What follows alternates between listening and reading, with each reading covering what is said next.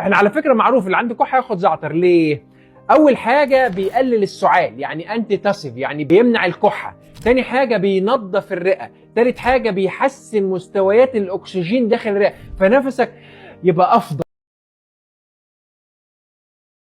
فالناس اللي بتاكل زعتر او تاخد زيت الزعتر او بتحط الزعتر على السلطه او وات ايفر ايه، الرئه بتاعتهم بتنضف، الاكسجين جوه الرئه بيزيد، بيقلل الالتهابات بشكل كبير. وعلى فكره الزعتر من اجمل الحاجات اللي تساعد الهضم، ولكن ده مش موضوعنا، خلينا في الرئه ما تتوهناش لو سمحت. فالنهارده اشربوا زعتر كتير او حطوا زيت الزعتر، وهحط لكم، انا عامل حلقه مخصوص ان الزعتر بيزود الشجاعه، فاكرينها؟ هحط لكم الحلقه، هحط لكم الرابط، راجعوها. وما ادراكم ما